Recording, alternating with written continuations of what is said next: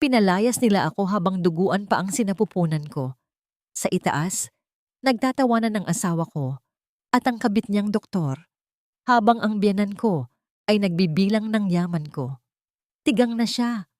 Wala nang silbi, sabi nila. Akala nila, mamamatay akong isang talunan sa putikan. Ngunit hindi nila alam, ang dugong dumanak ay magiging apoy na susunog sa kanilang kasakiman. Handa na ba silang harapin ang aking pagbangon? Wala akong pakialam kung gaano kabuti ang pag-aalaga ng babaeng iyan sa iyo. Ang pinakamahalaga ngayon ay masiguro nating buong-buo mong makukuha ang mga titulo at kapangyarihan sa Aragon Pharma. Ang malamig at autoritaryong tinig na yon ay kabilang kay Doña Milagros.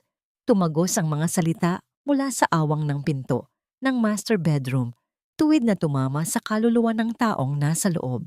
Huwag kayong mag-alala, Mama. Wala siyang alam sa mga nangyayari. Patay na patay siya sa akin at ibibigay niya ang lahat ng hindi nagtatanong. Sa pagkakataong ito, ang pamilyar at malambing na boses ng kanyang asawang si Arturo ang sumagot. Ang boses na yun ang naging kanlungan niya nitong mga nakaraang buwan, ang boses na nangakong hindi na siya mag-iisa kailanman. Ngunit sa gabing ito, ang gabi ng kanilang kasal, ang boses na yon ay tila naging isang patalim na dahan-dahang hinihiwa ang kanyang pagkatao. Sa loob ng silid, nakatayo si Marcela. Hawak niya ang plansa habang maingat na tinutuwid ang mga gusot sa paboritong puting polo ng kanyang asawa. Ilang sandali lamang ang nakalipas, umaapaw ang kanyang puso sa pasasalamat. Isang ulila na walang pamilyang matatawag na kanya. Inakala niyang natagpuan na niya ang kanyang tunay na tahanan sa piling ng mga bilasenyor. Ngunit ang mga salitang narinig niya ay unti-unting nagpalamig sa mainit na pakiramdam na bumabalot sa kanyang dibdib. Napakagatlabi siya, pinipigilan ang sariling paghinga upang mas mapakinggan ang usapan sa labas. Siguruhin mo lang, patuloy ni Doña Milagros, ang boses ay puno ng panghahamak. At para makasiguro tayo na hindi magiging hadlang ang babaeng yan sa hinaharap, ipainom mo ito sa kanya gabi-gabi. Ito ang bitamina na inihanda ni Celestina. Titiyakin ng gamot na ito na kailanman ay hindi siya magkakaanak. Hindi natin kailangan ng tagapagmana mula sa isang walang kwentang babae na magiging sagabal lang sa mga plano natin kapag nakuha na natin ang kumpanya. Gagawin ko ang lahat para sa kinabukasan ng pamilya natin, Mama. Ako na ang bahala sa kanya. Bumagsak ang mabigat na bakal ng plansa mula sa mga kamay ni Marcela, tumama sa sahig na gawa sa kahoy at lumikha ng isang mabigat na kalabog na umalingaw-ngaw sa kanyang buong pagkatao. Hindi niya alintana ang init na nagsisimulang sumunog sa makintab na sahig. Tila namanhid ang kanyang buong katawan. Parang may isang malamig na kamay na sumakal sa kanyang lalamunan, pinipigilan ng anumang hikbi na nais kumawala. Upang hindi makalikha ng anumang ingay na magpapabuko sa kanya, baon na baon ng kanyang mga ngipin sa ibabang labi. Halos mapunit iyon sa diin hanggang malasahan niya ang sariling dugo. Ang mapaklang lasa nito, parang kalawang, ay sumabay sa pait ng katotohanang pilit niyang nilulunok. Ang gabi ng kanyang kasal, ang gabing inakala niyang simula ng kanyang maligayang buhay, ay isa palang sementeryo kung saan inilibing ng buhay ang kanyang mga pangarap. Ang pamilyang akala niya ay nagmamahal sa kanya ay nagpaplano, hindi lamang na nakawin ang kanyang pamana, kundi pati na rin ang tanging kakayahan niyang maging isang ina. Narinig niya ang pagpihit ng siradura ng pinto. Agad siyang umatras, sinusubukan na ayusin ang kanyang paghinga at itago ang panginginig ng kanyang mga tuhod. Bumukas ang pinto at pumasok si Arturo. Sa kanyang mukha ay nakapaskil ang isang napakalambing at maamong-ngamong ngiti. Ang parehong nangiti na nagpatibok sa puso ni Marcela noong una silang magkita. Nakapantulog na ito, may hawak na isang basong gatas na umuusok pa sa init. Baby, pasensya na kung natagalan ako sa labas. Kinailangan ko lang kausapin si Mama tungkol sa ilang mga bisita. Malaming na wika ni Arturo habang naglalakad palapit sa kanya. Ang mga mata nito ay puno ng pagkukunwari ng pag-ibig. Nang iabot ni Arturo ang kanyang libreng kamay upang haplusin ang balikat ni Marcela, isang kusa at likas na reaksyon ang ginawa ng katawan ng babae. Napaatras siya ng isang hakbang at ang kanyang kanang kamay ay automatikong napunta sa kanyang ibabang tiyan, isang kilos na tila nagpoprotekta sa isang bahagi ng kanyang sarili na pinagbabantaang wasakin ng lalaking nasa kanyang harapan. Bakit, honey? Namumutla ka? May masakit ba sa'yo? May pag-aalala sa boses ng asawa, isang pag-aalalang napakahusay na inilako na halos maniwala siyang totoo ito. Napalunok si Marcela, nilalabanan ang pagnanasang isigaw ang lahat ng narinig niya. Ngunit alam niyang kung gagawin niya iyon ngayon, siya ang matatalo sa larong ito na hindi niya alam na kasali pala siya. Pinilit niyang pakalmahin ang kanyang sarili at umiling, nag-iwas ng tingin upang hindi makita ni Arturo ang pagkasuklam na nagsisimulang mamuo sa kanyang mga mata. Pagod lang siguro ako sa reception, mahinang tugon niya. Ang boses ay nanginginig pa rin ng bahagya. Ngumiti si Arturo at inilapit ang baso ng gatas sa kanya. Kaya nga ipinagtimpla kita nito. Uminom ka muna bago tayo matulog. Naglagay din ako ng vitamins dyan para lumakas ang katawan mo, para sa magiging pamilya natin. Tinitigan ni Marcela ang puting likido sa loob ng baso. Ang init na nagmumula rito ay nagpapaso sa kanyang kaluluwa. Sa likod ng matamis na ngiti ng kanyang asawa at sa likod ng maamong salitang binitawan nito, nakatago ang lason na tatapos sa kanyang pagkababae. Paano nagagawang tumitig ng isang lalaki sa mga mata ng kanyang asawa nang may ganoong klaseng pagmamahal habang dahan-dahan itong nilalason gamit ang kanyang sariling mga kamay? Nang makaalis si Arturo sa silid upang kumuha raw ng tubig, naiwan si Marcela na tinitigan ang baso ng gatas na tila isang mangkok ng lason. Ang bawat hibla ng kanyang pagkatao ay nanginginig sa pagkamuhi. Dinala niya ang baso sa banyo at maingat na ibinuhos ang puting likido sa lababo. Pinapanood ang dahan-dahang pagdaloy nito pababa sa imburnal, kasabay ng kanyang tiwala na tuluyan na ring naglaho. Hinugasan niya ng maigi ang baso upang walang maiwang bakas, habang ang kanyang mga mata ay nananatiling tuyo ngunit punong-puno ng pait. Sa gitna ng kadiliman ng gabi, habang mahimbing na nagtutulog-tulugan si Arturo sa kanyang tabi, dahan-dahang bumangon si Marcela. Ang bawat hakbang niya sa makinis na sahig ay tila paglalakad sa ibabaw ng mga bubog. Binuksan niya ang kanyang lumang maleta at nagsimulang maglagay ng ilang mahahalagang gamit. Siya ay isang ulila. Walang malaking pamilyang matatakbuhan, ngunit mas pipiliin pa niyang mamuhay sa lansangan kaysa manatili sa bahay na punong-puno ng demonyo. Ngunit sa gitna ng kanyang pag-aayos, isang biglaang pagbaliktad ng kanyang sikmura ang nagpabagsak sa kanya sa sahig. Ang kanyang paningin ay nagdilim at ang malamig na pawis ay namuong tila mga butil ng perlas sa kanyang noo. Tinakpan niya ang kanyang bibig upang pigilin ang anumang tunog na lalabas. Doon, sa gitna ng katahimikan ng madaling araw, isang hinala ang nagsimulang gumapang sa kanyang isipan, isang hinala na nagdulot ng higit na takot kaysa sa mga plano ni na Arturo. Nanginginig ang mga kamay na kinuha ni Marcela ang isang maliit na kahon mula sa ilalim ng kanyang mga gamit. Isang bagay na binili niya ilang araw na ang nakalipas, ngunit natatakot siyang gamitin. Pumasok siya muli sa banyo at doon, sa ilalim ng malamig na liwanag ng bombilya, ay naghintay siya. Ang mga segundo ay tila naging mga taon. Ang bawat pagtibok ng kanyang puso ay naramdaman niya hanggang sa dulo ng kanyang mga daliri. Nang dahan-dahang lumabas ang dalawang mapulang linya sa puting stick, tila tumigil ang pag-ikot ng mundo para kay Marcela. Napahawak siya sa gilid ng sink. Ang kanyang mga tuhod ay tila naging halaya sa sobrang panghihina. May buhay sa loob niya, Isang munting anghel ang naglalakbay sa kanyang sinapupunan sa gitna ng lahat ng pait at panganib. Hindi na lang ito tungkol sa kanyang sariling kaligtasan. Tungkol na ito sa buhay na nasa loob niya. Kinuha niya ang kanyang telepono at sa gitna ng panginginig ay tinawagan ang kaisa-isang tao na alam niyang hindi siya tatalikuran, si Yaya Rosa. Ang boses ng matanda sa kabilang linya ay tila isang mainit na kumot sa gitna ng nagyayelong gabi.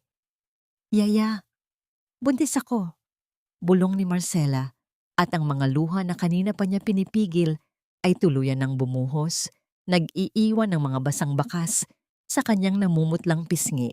Salamat sa Diyos, anak, isang biyaya iyan. Ang masayang tugon ni Yaya Rosa na hindi alam ang impyernong kinapapalooban ng kanyang alaga. Huwag kang mag-alala, gagabayan tayo ng Panginoon. Napapikit si Marcela. Paano niya sasabihin sa matanda na ang biyayang ito ay nasa loob ng isang kuta ng mga kaaway, na ang sanggol na ito ang mismong nais pigilan ng kanyang asawa at biyenan?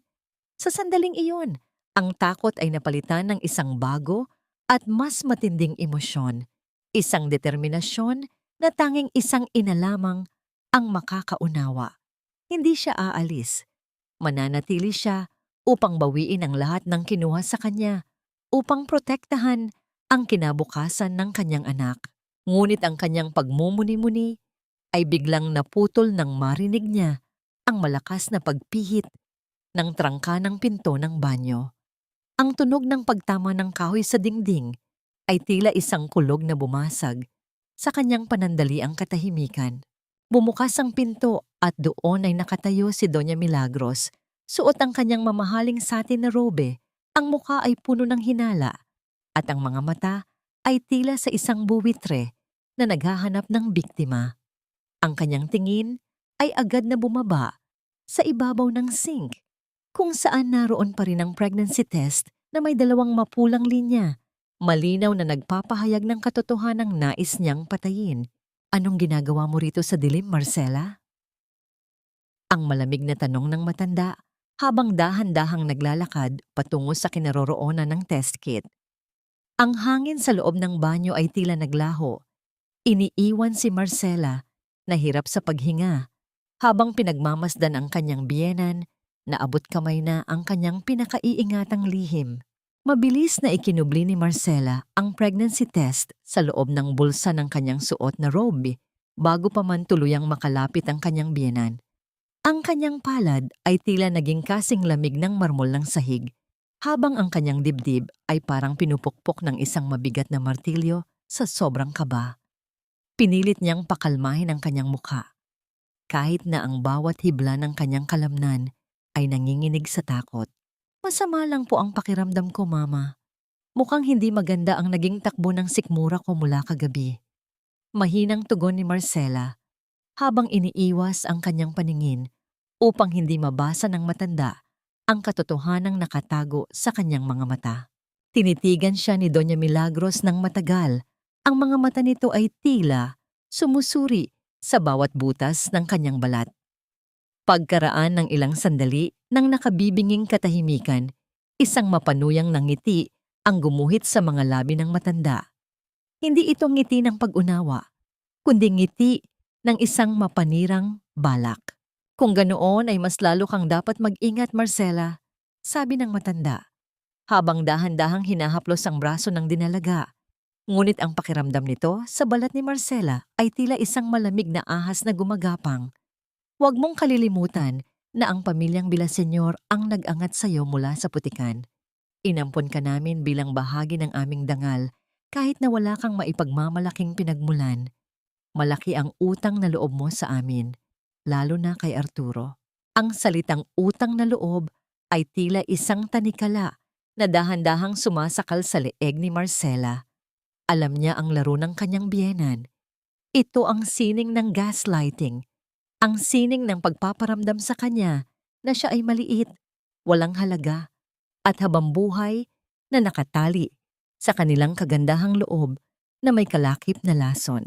Kinabukasan, sa hapagkainan, inilapag ni Doña Milagros ang ilang mga dokumento sa harap ni Marcela. Ang bawat pahina ay tila nagbabanta, puno ng mga legal na salitang hindi madaling unawain. Para ito sa ikabubuti nating lahat, Hija, sabi ni Doña Milagros habang binibigyan ng hudyat si Arturo. Kailangan mong pirmahan ang mga papeles na ito upang maibigay mo kay Arturo ang kapangyarihang pamahalaan ang iyong mga bahagi sa Aragon Pharma. Alam mo naman na ang mga lalaki ang dapat na humahawak ng mabibigat na responsibilidad sa negosyo. Mas makakapag-focus ka sa pagiging asawa. Tumingin si Marcela kay Arturo na nooy tumango ng may tila tapat na pag-aalala. Yes, honey. Para hindi ka na ma-stress, I will handle everything for us, for our future. Kinuha ni Marcela ang panulat.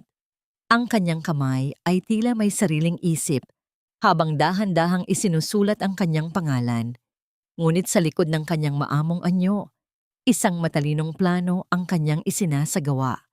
Sinasadya niyang ibahin ang kurba ng huling titik ng kanyang lagda, isang maliit na detalye na magpapawalang bisa sa legalidad nito kung sakaling kailanganin niya itong bawiin sa korte balang araw. Sa bawat guhit ng tinta sa papel, nadarama niya ang bigat ng kanyang pagsisinungaling, ngunit ito ang tanging paraan upang maprotektahan ang munting buhay sa loob niya.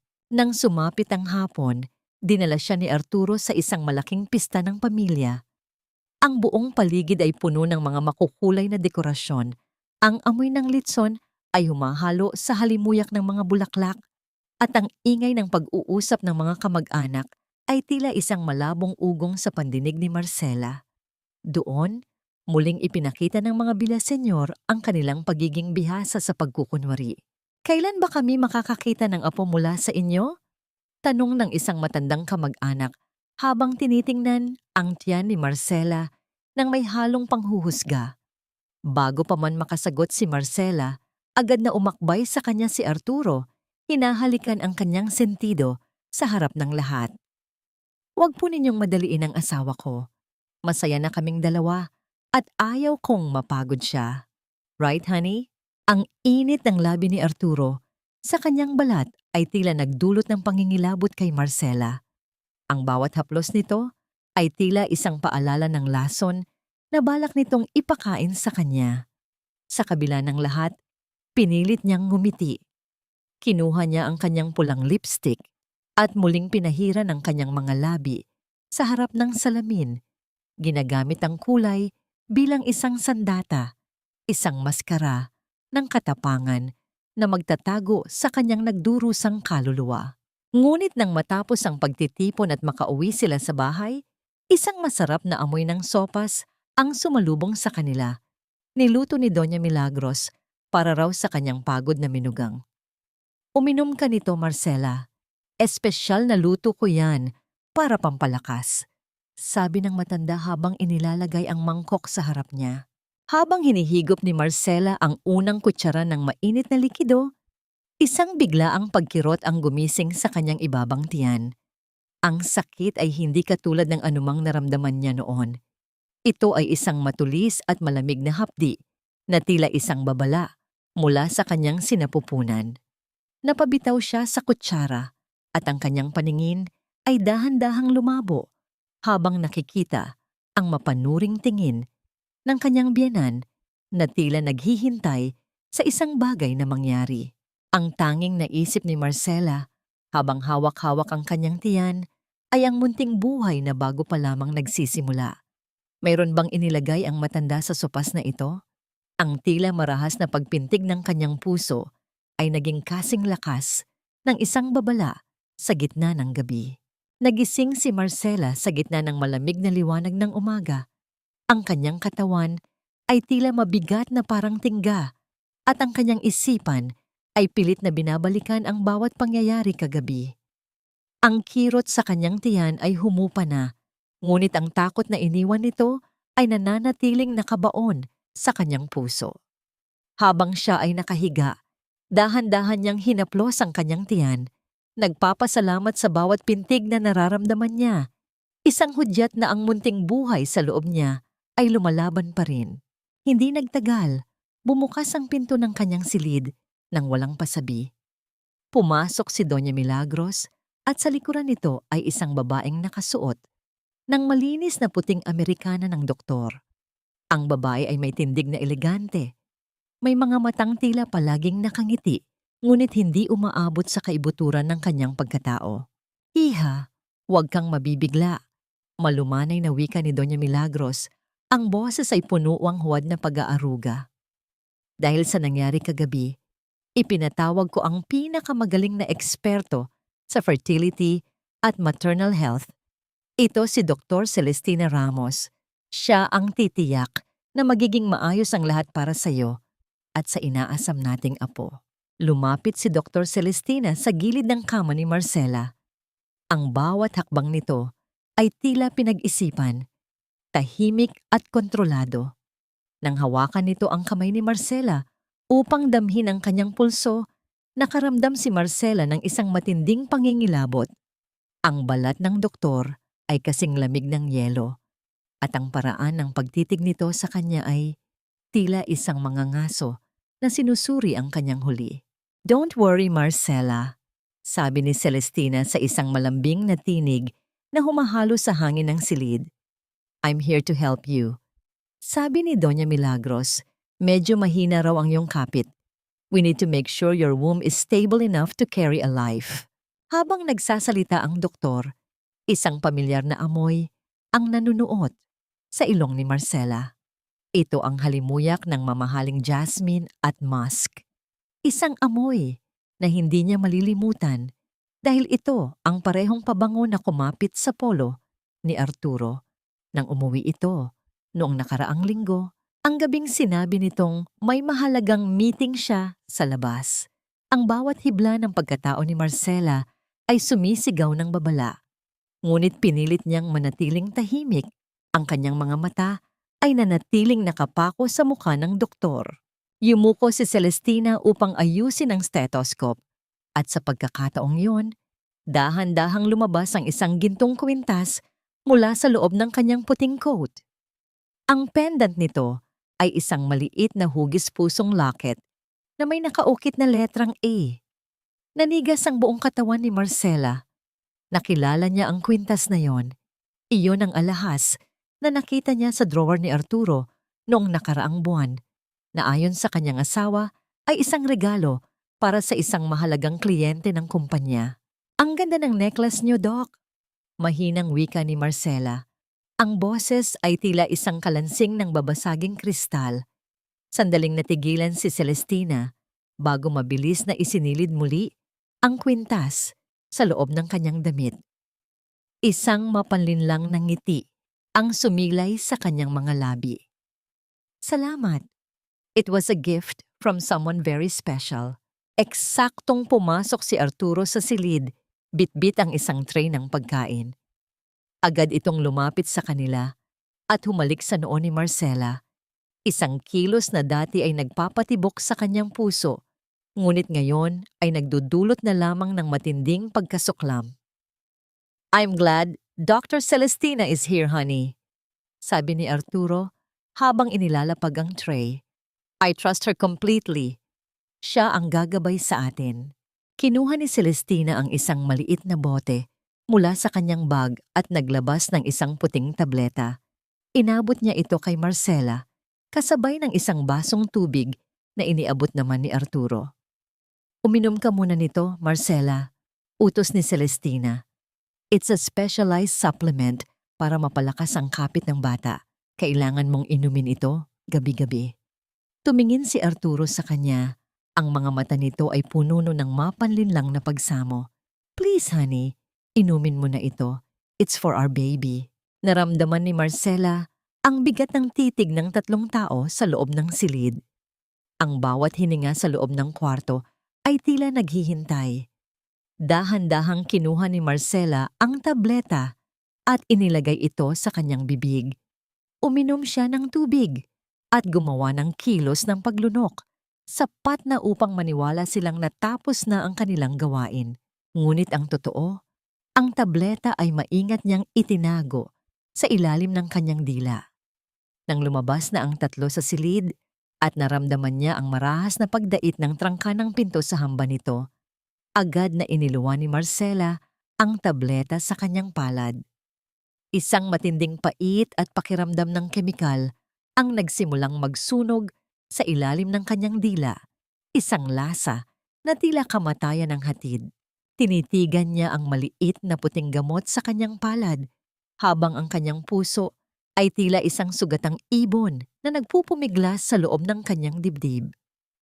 Ang bawat sandali ng kanyang buhay ay naging isang madilim na laro ng balat kayo. Ngunit sa gitna ng pait na nanunuot sa kanyang bibig, isang pangako ang namuo sa kanyang isipan. Hindi niya hahayaang magtagumpay ang anghel na may itim na pakpak at ang lalaking nangakong mamahalin siya hanggang sa huling hininga. Sa ilalim ng mainit na sikat ng araw, dahan-dahang lumabas ang sasakyan ni na Arturo mula sa bakod ng kanilang mansyon. Nagpaalam si Marcela na pupunta sa simbahan upang magpasalamat at ipanalangin ang kaligtasan ng kanilang magiging anak. Isang mapait na balat kayo ang kanyang ginamit upang makalabas sa kuta ng mga kaaway. Ramdam niya sa kanyang bulsa ang bigat ng puting tableta na binalot niya sa tissue. Isang maliit na bagay na tila isang nagbabagang uling na nagpapaalala sa kanya ng panganib na kanyang kinakaharap. Pumasok si Marcela sa loob ng simbahan kung saan ang amoy ng insenso at ang malamig na simoy ng hangin ay tila yumayakap sa kanyang pagod na kaluluwa. Sa gitna ng katahimikan ng malawak na gusali, ang tanging maririnig ay ang mahinang tunog ng kanyang mga hakbang sa sahig na gawa sa bato. Naglakad siya patungo sa isang sulok na malayo sa karamihan kung saan ang anino ng mga rebulto ay nagbibigay ng pansamantalang kanlungan. Doon, nakatayo ang isang lalaking may matikas na tindig, nakasuot ng simpleng polo barong. Ito si Attorney Gabriel Season, ang kaisa-isang tao na nagmula sa kanyang nakaraan na maaari niyang pagkatiwalaan ng kanyang buhay. Nang magtama ang kanilang mga mata, nakita ni Gabriel ang pamamaga ng mga mata ni Marcela at ang panginginig ng kanyang mga labi na pilit niyang itinatago sa likod ng kanyang belo. Marcela, anong nangyayari? Ang mahinang tanong ni Gabriel, ang boses ay puno ng lalim at tunay na pag-aalala. Hindi ka mukhang maayos. Sabi mo sa mensahe mo, kailangan mo ng tulong. Hindi agad nakapagsalita si Marcela. Ang bawat salita ay tila bumabara sa kanyang lalamunan. Sa unang pagkakataon, mula nang simula ng bangungot na ito, naramdaman niya ang pagguho ng kanyang depensa. Dahan-dahang pumatak ang kanyang mga luha, basang-basa ang kanyang mga pisngi habang ang kanyang dibdib ay nayayanig sa tahimik na paghikbi. Inabot niya ang tissue na naglalaman ng tableta at ibinigay ito kay Gabriel. Gabriel, tulungan mo ako. Bulong niya sa pagitan ng kanyang mga hikbi. Ito ang gamot na ipinapainom sa akin ni Celestina at ni Doña Milagros. Sabi nila ay bitamina ito para sa bata. Pero ramdam ko na may mali. Pakisuyo, ipasuri mo ito ng palihim. Nanigas ang anyo ni Gabriel nang marinig ang pangalan ng biyenan at ng doktor. Tinanggap niya ang tableta nang may matinding seryosong ekspresyon. Bagamat nais niyang hawakan ang mga kamay ni Marcela upang bigyan ito ng lakas, nanatili siyang may paggalang sa ranger ng babae. Sa halip, kinuha niya ang kanyang malinis na puting panyo at dahan-dahang inilapag ito sa tabi ni Marcela sa ibabaw ng kahoy na upuan ng simbahan. Huwag kang mag-alala, Marcela. I'll handle this. I'll take this directly to a lab I trust. Gagawin ko ang lahat para malaman ang katotohanan. Pangako ni Gabriel. Ang kanyang mga mata ay nagpapakita ng isang pangakong hindi kailanman mababali. Mag-ingat ka pagbalik mo sa bahay na yon. Huwag kang iinom ng kahit ano hanggat hindi mo naririnig ang sagot ko. Lumipas ang mga oras ng matinding kaba at paghihintay. Pagbalik ni Marcela sa mansyon, pilit niyang ginampanan ang papel ng isang masunuring asawa. Kahit na ang bawat tingin ni Arturo ay tila isang kutsilyong humihiwa sa kanyang balat.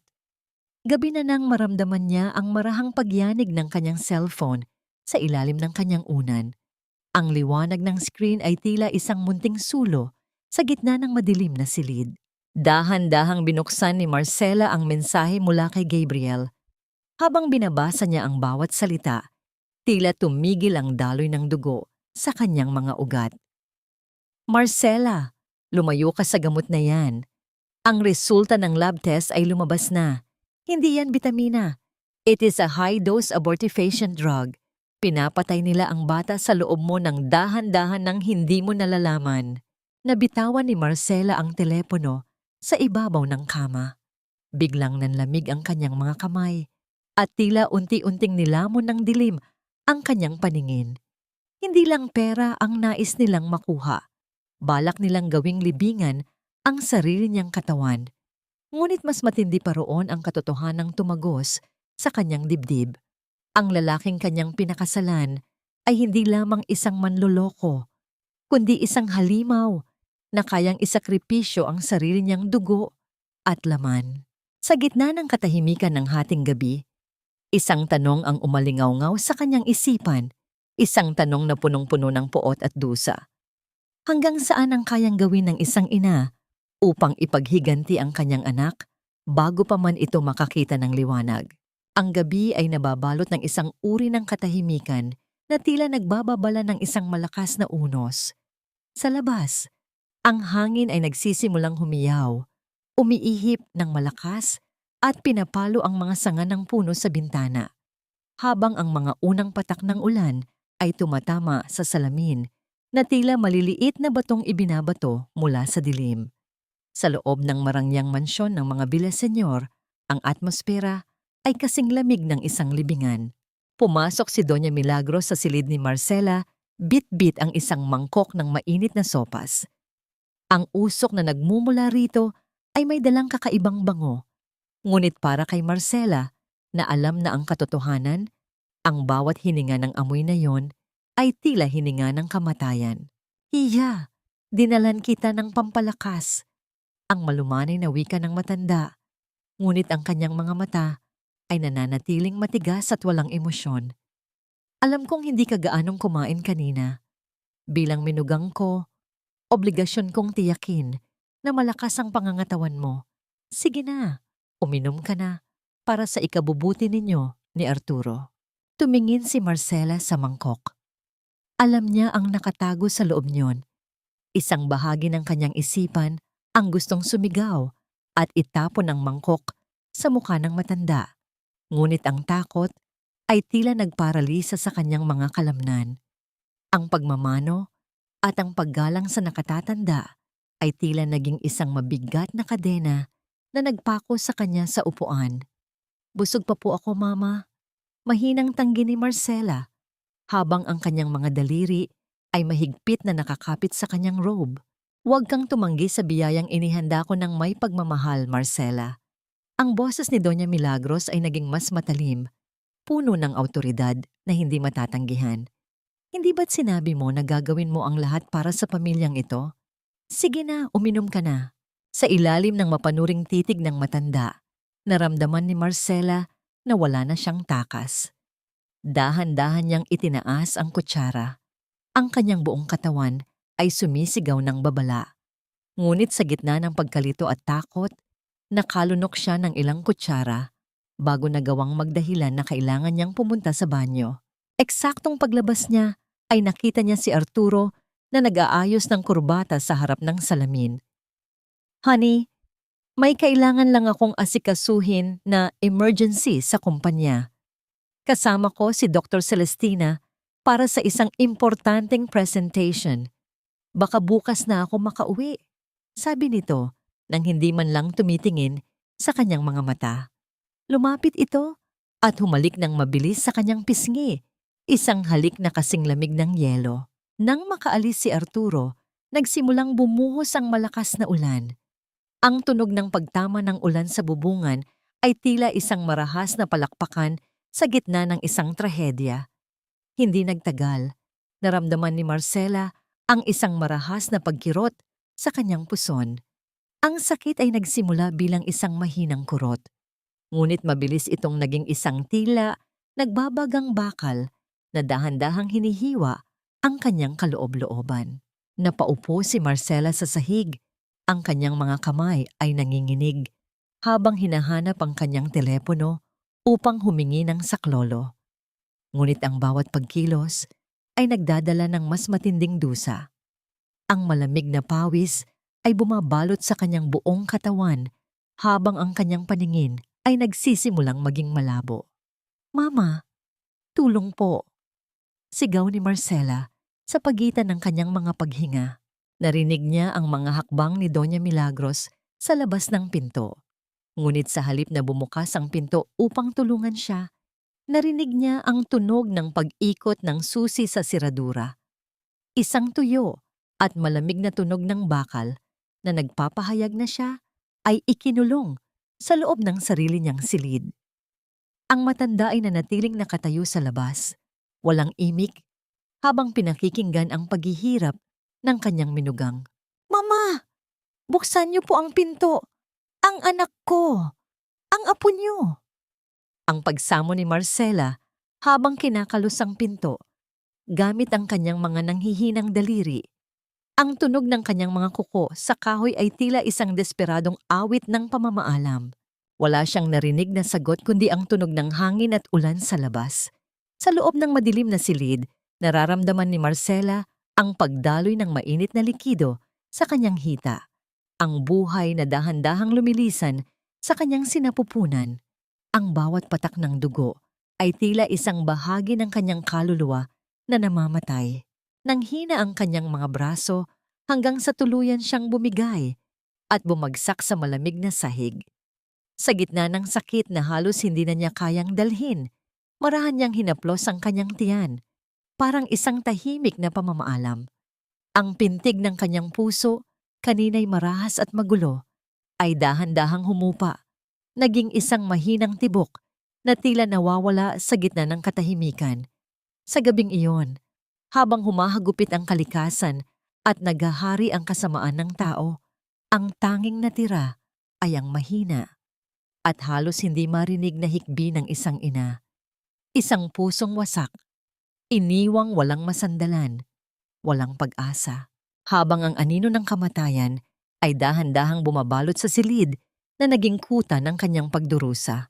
Ang kisame ng silid sa ospital ay kasing puti ng papel, walang bahid at kasing lamig ng isang sementeryo.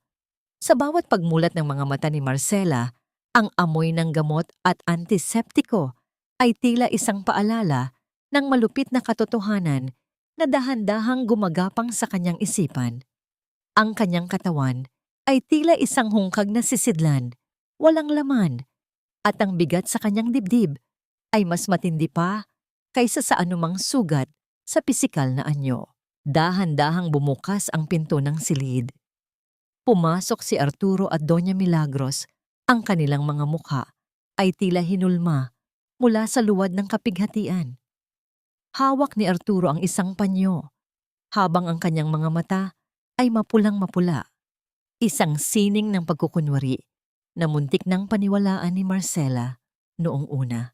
"Honey, I'm so sorry," bulong ni Arturo habang nauupo sa tabi ng kanyang higaan. Kinuha nito ang kanyang kamay at dahan-dahang hinaplos, ngunit para kay Marcela, ang bawat dampi ng balat nito ay tila isang madulas at makamandag na ahas na pumupuulupot sa kanyang braso. Sabi ng doktor, sadyang mahina raw ang kapit mo. Sadyang hindi pa siguro oras para sa atin. "Huwag kang mag-alala, Marcela," dagdag ni Doña Milagros, ang boses ay puno ng huwad na pag-alo. "Ang mahalaga ay ligtas ka. Marahil ay ito ang kalooban ng langit dahil sa iyong pinagmulan. Magpahinga ka na lang muna." Nanatiling nakapikit si Marcela. Ang kanyang mga pilik mata ay nanginginig sa pagpigil ng emosyon. Hinintay niyang lumabas ang dalawa at nang muling marinig ang dahan-dahang pagdait ng pinto sa hamba nito, doon lamang siya naglakas loob na huminga ng malalim. Gamit ang nanginginig na mga daliri, kinuha niya ang kanyang telepono na nakatago sa ilalim ng unan, ang teleponong naglalaman ng koneksyon sa isang maliit na recording device na palihim na inilagay ni Gabriel sa bag ni Celestina noong nakaraang araw. Isinuot ni Marcela ang kanyang earphones at pinindot ang play. Ang bawat salitang lumalabas sa speaker ay tila mga patalim na muling humihiwa sa kanyang sugatang puso. Cheers para sa ating tagumpay! Ang tinig ni Celestina ay puno ng galak. Walang bakas ng pagiging doktor o pagiging tao. Sabi ko naman sa inyo, ang gamot na yon ay hindi papalpak. Sa wakas, wala na ang sagabal sa ating plano. Salamat, Celestina! Narinig ang boses ni Arturo na sinundan ng tunog ng pag-uumpugan ng mga basong kristal na tila isang marahas na musika sa pandinig ni Marcela. Ngayong wala na ang bata, mas madali na nating mapapirma ang babaeng yan sa mga papeles. Akala niya talaga ay mahal ko siya. Napaka-utoto niya. At huwag nating kalimutan ang pirma niya sa Aragon Pharma. Dagdag ni Doña Milagros ng may kasamang tuyong pagtawa. Sa susunod na buwan, atin na ang lahat. Ang dugong dumanak ay naging puhunan natin sa kayamanan. Sa bawat sandali ng pakikinig, ang mga luha ni Marcela na kanina ay tila hindi titigil ay unti-unting natuyo. Ang kanyang mga mata na dati ay puno ng pag-asa at pagmamahal ay naging kasing lamig ng isang nagyayelong lawa. Ang Marcela na nakahiga sa kama ay hindi na ang Marcela na pumasok sa mansyon ng mga Villaseñor, taglay ang pangarap ng isang pamilya. Namatay ang bahaging iyon ng kanyang pagkatao, kasabay ng paglisan ng kanyang munting anghel. Ang naiiwan na lamang ay ang abo ng isang nawasak na buhay na sa bawat pagdaan ng segundo ay nagiging isang apoy na nagnanais maningil. Dahan-dahanan siyang bumangon, kahit na ang kanyang katawan ay sumisigaw pa rin sa sakit. Napansin niya ang isang florera sa tabi ng kanyang higaan na may lamang nag-iisang puting rosas, regalo ni Arturo bilang simbolo raw ng kanilang pagdadalamhati. Kinuha ni Marcela ang bulaklak. Ang kanyang mga daliri ay dahan-dahang bumaon sa malambot na petals nito hanggang sa ito ay maging isang gusot-gusot na masa ng puting laman sa kanyang palad. Pinanood niya itong malag. Isa-isang nahuhulog sa sahig, tila ang kanyang sariling kawalang malay na tuluyan ng naglaho. Muling bumukas ang pinto at pumasok si Arturo. Bit-bit ang isang tray ng prutas. "Honey, gising ka na pala. Do you want something to eat?" Humarap si Marcela sa kakanya. Sa unang pagkakataon, hindi siya umiwas ng tingin. Ang kanyang mukha ay kasing kinis ng porselana at ang kanyang mga labi ay gumuhit ng isang ngiti. Ang pinakamaganda at pinakamatamis ng ngiting ibinigay niya sa asawa. Ngunit kung titingnan ng malalim ang kanyang mga mata, makikita roon ang isang madilim na kailaliman na handang lumamon sa kahit na sinong lumapit. "I'm fine, Arturo," mahinang wika niya. Ang boses ay kasing kalmado ng dagat bago ang isang malakas na bagyo. "Naisip ko lang tama ka. Siguro ay kailangan nating magsimulang muli. At kailangan nating ipagdiwang ang lahat ng mayroon tayo ngayon." Naramdaman ni Arturo ang isang kakaibang panginginig sa likod ng kanyang leeg nang makita ang kakaibang kislap sa mga mata ni Marcela. Hindi niya alam, ang babaeng nasa harap niya ay hindi na ang kanyang biktima, kundi ang magiging pinakamalubhang bangungot na hindi niya kailanman matatakasan. Ano nga ba ang kayang gawin ng isang pusong namatay na sa sakit kapag ang tanging dahilan na lamang ng paghinga nito ay ang makita ang pagbagsak ng mga taong pumatay sa kanyang kaluluwa? Muling bumalik si Marcela sa mansyon ng mga Villaseñor, ngunit ang babaeng pumasok sa malaking pintuan na yon ay hindi na ang masayahing nobya na puno ng pangarap. Ngayon, siya ay tila isang aninong naliligaw sa sarili niyang tahanan. Madalas siyang matagpuan na nakaupo lamang sa tabi ng bintana, nakatitig sa kawalan habang ang kanyang mga daliri ay dahan-dahang hinahaplos ang hangin. Tila may hinahanap na hindi makita ng iba. Ang kanyang buhok ay madalas na bahagyang magulo at ang kanyang mga mata ay walang kislap. Isang mahusay na pagkukunwari ng isang isipang tuluyan ng binuwag ng pighati. Sa paningin ni na Arturo at Doña Milagros, ang kanilang biktima ay tuluyan ng sumuko. Isang umaga, pumasok si Doña Milagros sa silid ni Marcela habang ang huli ay nakatalikod at tila abala sa pakikipag-usap sa isang haka-hakang sanggol sa kanyang bisig. Isang mapanuring tingin ang ipinukol ng matanda sa kanyang minugang bago dahan-dahang binuksan ang alahasang nakapatong sa tokador. Kinuha ng matanda ang isang mamahaling kwintas na yari sa perlas, isang pamana mula sa ina ni Marcela. Hindi mo na kailangan ang mga ganitong kabigat na bagay, Marcela. Ang mahinang wika ng matanda, habang isinusukat ang kwintas sa sarili niyang leeg sa harap ng salamin. Masyadong mabigat ito para sa iyong isipan. Mas mabuting ako muna ang magtago nito para hindi mo mawala sa iyong kalituhan. Nanatiling tahimik si Marcela, ngunit sa loob ng kanyang dibdib, ang bawat salita ng matanda ay tila isang baga na nagpapaalab sa kanyang puot. Nakikita niya sa refleksyon ng salamin ang pagkawala ng kanyang mahahalagang gamit, ngunit nanatili siyang nakapako sa kanyang papel bilang isang babaeng nawala na sa katinuan. Hindi nagtagal, dumating si Celestina. Hindi na ito nakasuot ng puting Amerikana ng doktor, kundi isang mapanuksong pulang damit na hapit sa katawan. Naglalakad siya sa loob ng mansyon na tila siya ang bagong may-ari. Ang tunog ng kanyang mga takong sa sahig ay tila isang marahas na martsa ng pananakop. Pumasok siya sa silid ni Marcela, kasunod si Arturo. "How is our patient today, Arturo?" Ang tanong ni Celestina nang may halong panunuya habang nakasandal sa braso ng lalaki. She looks so pathetic, sitting there like a broken doll. You know, we should really start redecorating this room. Masyadong malungkot ang vibe. Huminga ng malalim si Arturo at humalik sa pisngi ni Celestina sa harap mismo ni Marcela. Hayaan mo na siya, Celestina. Ang mahalaga ay hindi na niya tayo magagambala.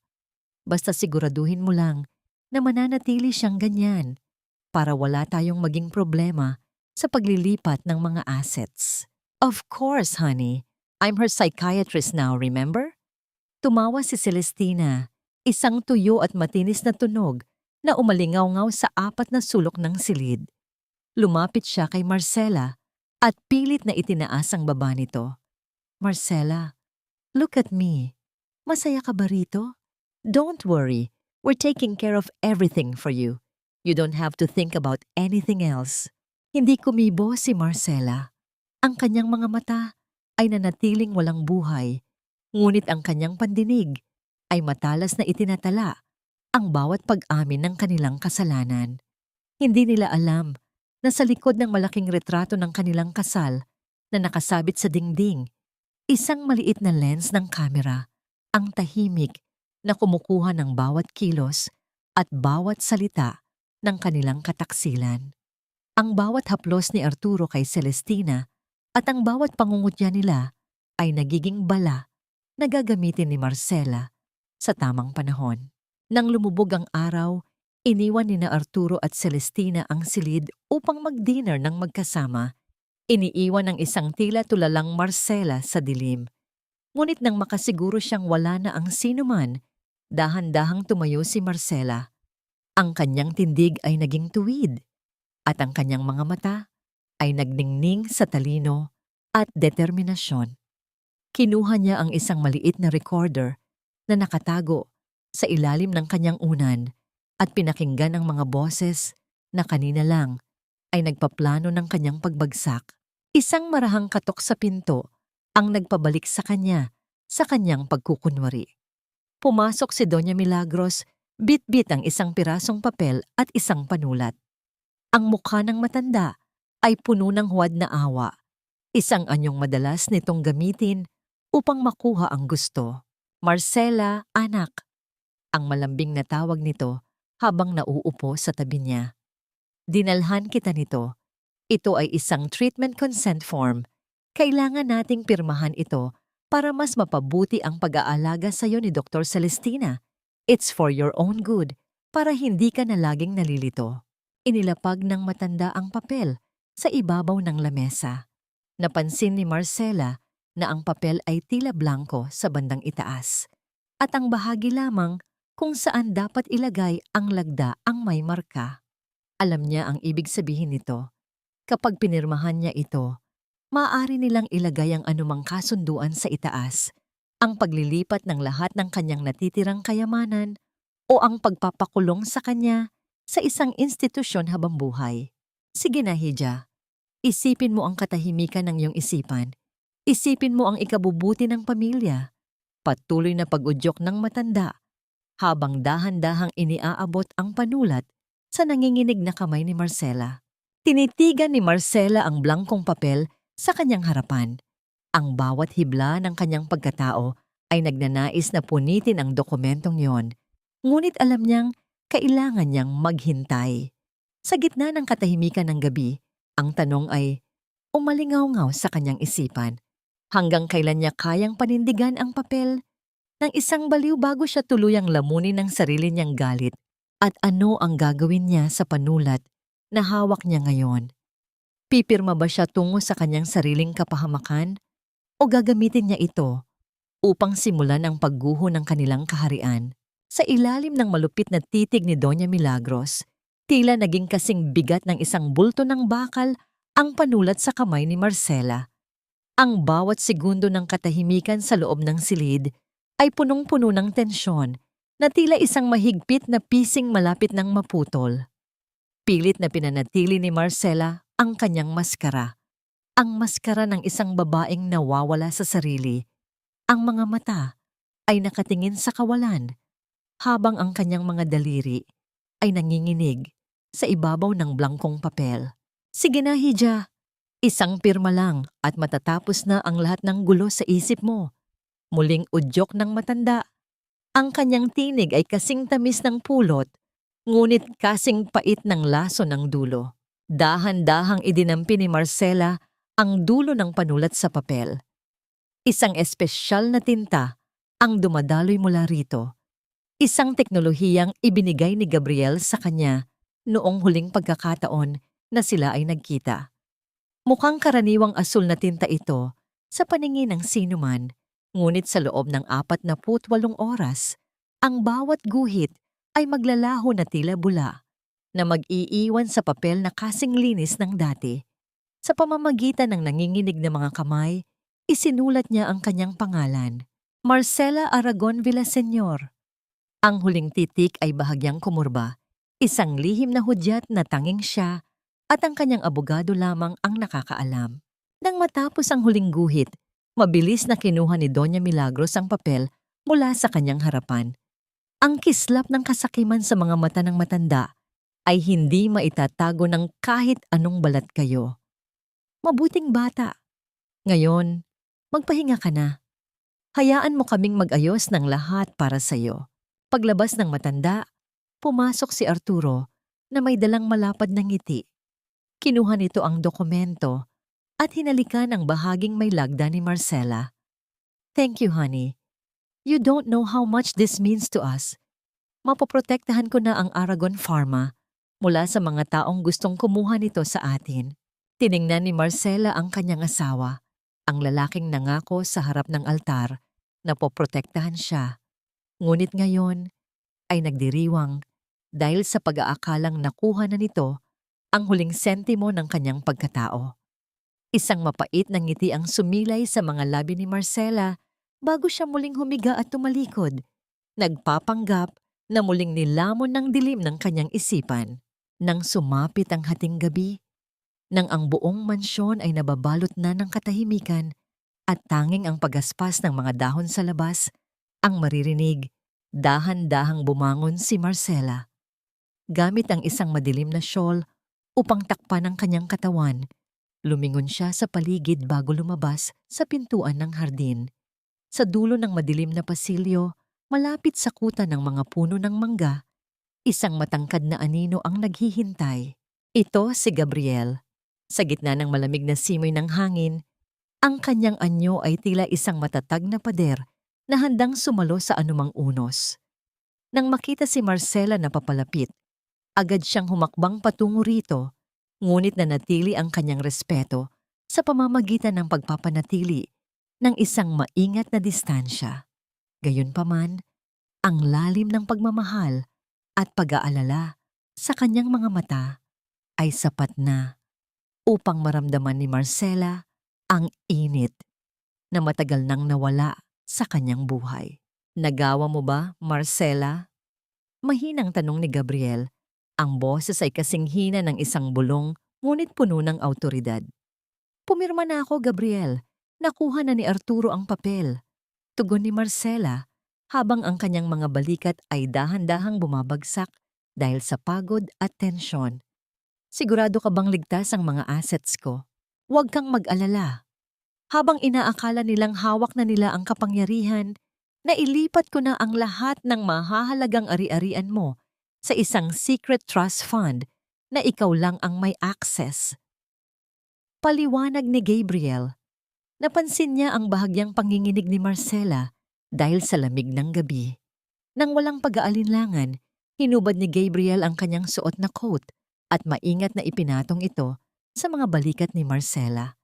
Hindi niya ito niyakap, ngunit ang bigat ng coat sa kanyang balikat at ang natitirang init ng katawan ni Gabriel na nanunuot sa tela ay nagpadama kay Marcela ng isang uri ng kaligtasan na hindi kailanman naibigay ni Arturo. Salamat, Gabriel.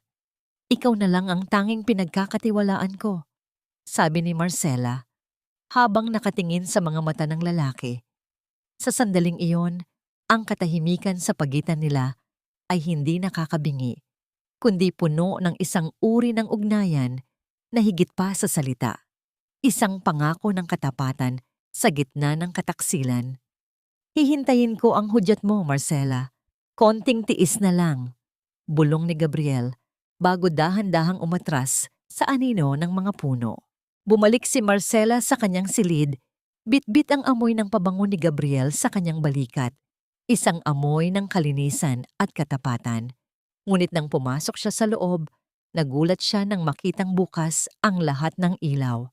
Nakatayo si Arturo sa gitna ng silid, hawak ang dokumentong pinirmahan niya kanina, at ang kanyang mukha ay puno ng isang ekspresyong mahirap basahin. Honey, bakit ka nasa labas? At kaninong coat itong suot mo? Malamig na tanong ni Arturo habang dahan-dahang lumalapit sa kanya. Ang bawat hakbang nito ay tila isang tunog ng paparating na panganib. Ang puso ni Marcela ay tila tumigil sa pagtibok. Ang lihim na kanyang pinakaiingatan ay tila nanganganib na mabuksan sa gitna ng gabi. Ang bawat hakbang ni Arturo patungo sa kinaroroonan ni Marcela ay tila tunog ng mabigat na martilyo na tumatama sa sahig sa gitna ng hating gabi. Ang liwanag ng bombilya ay nagbibigay ng matatalas na anino sa kanyang mukha, na nooy puno ng pagduda. Hinawakan ni Arturo ang laylayan ng coat na nakabalot sa balikat ni Marcela. Ang kanyang mga mata ay naniningkit habang sinusuri ang tela, na tila ba ito ay isang piraso ng ebidensya ng isang krimen. Malamig. Sa labas, Arturo. Sobrang lamig. Mahinang bulong ni Marcela. Ang kanyang mga mata ay nanatiling nakatitig sa malayo. Walang kislap, tila isang batang naliligaw sa sarili niyang mundo. Dahan-dahan niyang hinaplos ang coat na tila ba ito ay isang lumang basahan.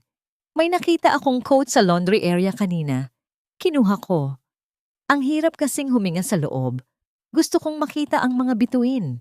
Napabitaw si Arturo sa tela nang marinig ang tila walang saysay na sagot ni Marcela. Isang buntong hininga ng pagkairita ang kumawala sa kanyang dibdib.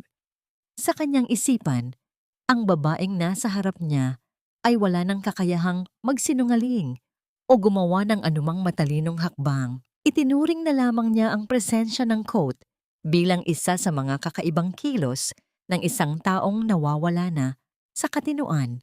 Go back to bed, Marcela. Huwag kang kung ano-anong kinukuha sa labas, sabi ni Arturo habang tinitingnan ang dokumento sa kanyang kamay nang may kasakiman. And tomorrow, we have more papers to sign.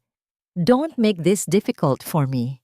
Kinabukasan, ang katahimikan ng mansyon ay nabasag hindi ng ingay ng mga gamit, kundi ng matinis at mayabang na boses ni Celestina.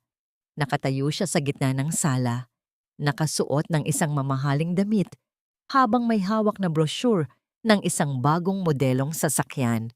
Ang bawat salita niya ay tila matatalas na kuko na kumakalo sa dangal ng bahay na yon. Arturo, look at this SUV. Ito ang nababagay sa akin, mariing sabi ni Celestina habang ipinapakita ang larawan sa lalaki. Hindi na ako pwedeng magtiis sa lumang kotse ko.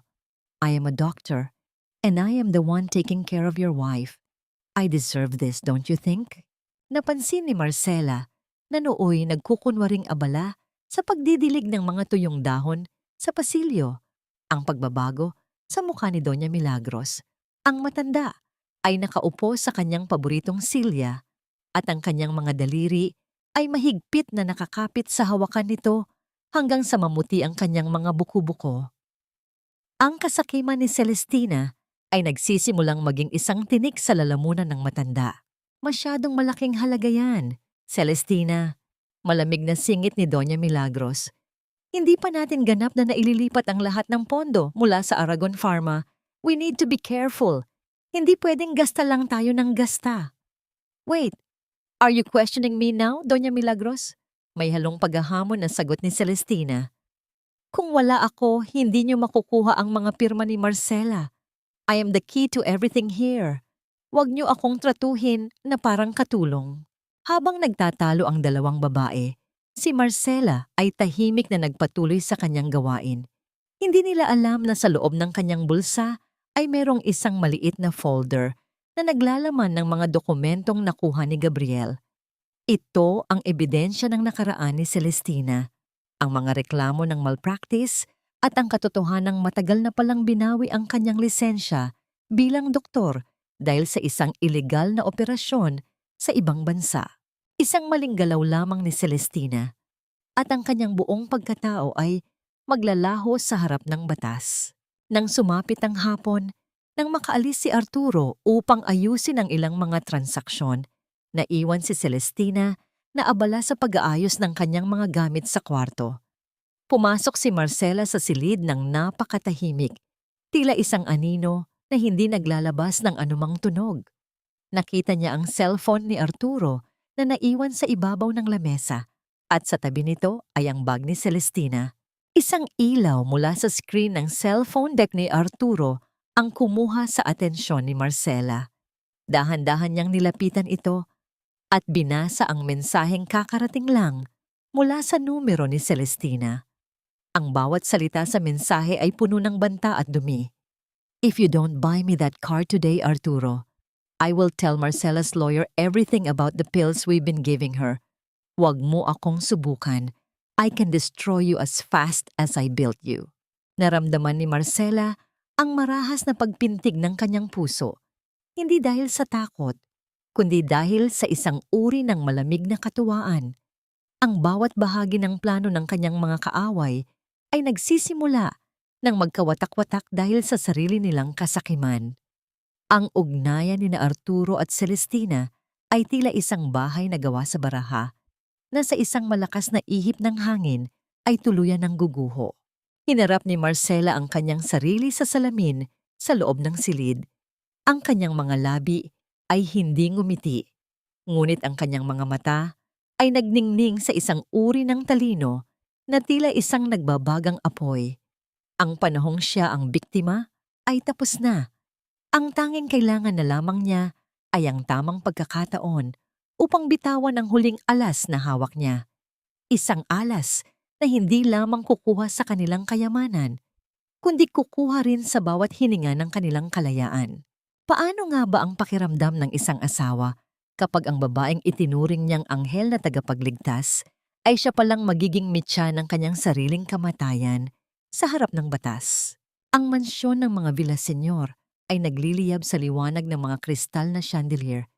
Tila ba ipinagdiriwang ang isang tagumpay na hindi pa man ganap na nakakamit ay itinuturing na nilang sa kanila. Ang amoy ng mamahaling alak at ang halimuyak ng mga sariwang bulaklak ay humahalo sa hanging puno ng pagpapanggap. Ito ang gabi ng kaarawan ni Doña Milagros, isang marangyang pagtitipon na ang layunin ay hindi lamang magdiwang, kundi ang ipakita sa buong mundo ang kapangyarihang unti-unti na nilang nakuha mula sa mga kamay ni Marcela. Sa isang madilim na sulok ng malawak na terrace, malayo sa mga mata ng mga panauhin, nakatayo sina Arturo at Celestina. Ang liwanag ng buwan ay tumatama sa isang kwintas na diamante na hawak ni Arturo, ang kwintas na dati ay pagmamay-ari ng ina ni Marcela na kinuha ni Doña Milagros sa ilalim ng pagkukunwari ng pag-iingat. "It looks so much better on you than on that crazy woman." Malambing na bulong ni Arturo habang maingat na isinusuot ang kwintas sa leeg ni Celestina. Ang bawat dampi ng kanyang mga daliri sa balat ng kabit ay puno ng pagtataksil. "Of course, Arturo. Bagay lang sa akin ang mga ganitong karangyaan," sagot ni Celestina nang may kasamang mapanguyat ng ngiti. "Bukas, pagkatapos ng shareholder meeting, hindi na natin kailangang magtago. I can finally be the queen of this house at ang baliw mong asawa ay itatapon na natin sa lugar kung saan siya nararapat." Hindi nila alam, mula sa likod ng makapal na kurtina ng silid sa itaas, nakatingin si Marcela. Ang kanyang mga mata ay nanatiling tuyo, wala nang luhang natitira, para sa lalaking minsang itinuring niyang buhay. Ang bawat haplos ni Arturo kay Celestina ay tila isang matalim na kuko na kumakalos sa kanyang alaala. Ngunit ang bawat sakit ay nagiging panggatong sa apoy ng kanyang determinasyon. Dahan-dahang bumaba si Marcela sa hagdanan. Ang kanyang suot na bestido ay kupas at ang kanyang buhok ay bahagyang nakalaylay. Pinapanatili ang imahe ng isang babaeng nawawala sa sarili. Habang naglalakad siya sa gitna ng mga panauhin, ang mga bulong ay tila mga bubuyog na humihiging sa kanyang paligid. Ayan na ang baliw na asawa ni Arturo. Bulong ng isang matandang tita habang nakatakip ng pamaypay sa mukha. Sayang ang ganda, wala palang isip. Buti na lang at napakabuti ni Doña Milagros at hindi siya pinapabayaan. Isang bisita ang hindi sinasadyang nakabangga kay Marcela na naging dahilan upang halos matumba siya. Sa halip na tulungan, pinagmasdan lamang siya ni Arturo mula sa malayo ng may halong pagkadiri at kahihiyan bago ito tumalikod upang makipagtawanan sa ibang negosyante. Ang baysoy ay nagsisimula ng magdiwang bago pa man tuluyang mamatay ang kanilang biktima. Tumayo si Marcela ng mag-isa. Dahan-dahang pinapagpagan ang kanyang damit. Sa dulo ng bulwagan, malapit sa pintuan ng hardin, nakita niya si Gabriel. Ang kanyang matikas na tindig ay tila isang parola sa gitna ng madilim na dagat. Hindi lumapit si Gabriel, ngunit ang kanilang mga mata ay nagtagpo. Sa isang sandali, ang lahat ng ingay ng party ay naglaho. Isang marahang pagtango ang ibinigay ni Gabriel at ang kanyang kamay ay dahan-dahang humawak sa isang pulang folder na nakatago sa loob ng kanyang tuxedo. Iyon ang hudyat. Ang lahat ng kailangan ni Marcela, ang mga dokumento, ang mga recording, at ang katotohanan ay handa na para sa bukas. Nararamdaman ni Marcela ang mabilis na pagpintig ng kanyang puso sa loob ng kanyang dibdib, ngunit ang kanyang mukha ay nanatiling kasing lamig ng marmol. Ang bawat pangungutya ng mga tao sa paligid niya at ang bawat tawa ni Arturo ay itinatala niya sa kanyang isipan. Sa gitna ng pagtitipon, umakyat si Arturo sa maliit na entablado at kinuha ang mikropono. Itinaas niya ang kanyang baso ng alak. Ang mukha ay puno ng kasakiman na pilit itinatago sa likod ng isang matagumpay na ngiti. "Magandang gabi sa inyong lahat." Simula ni Arturo, ang kanyang boses ay umaalingaw-ngaw sa buong bulwagan na naging dahilan upang tumigil ang lahat sa pagkain at pagsasalita.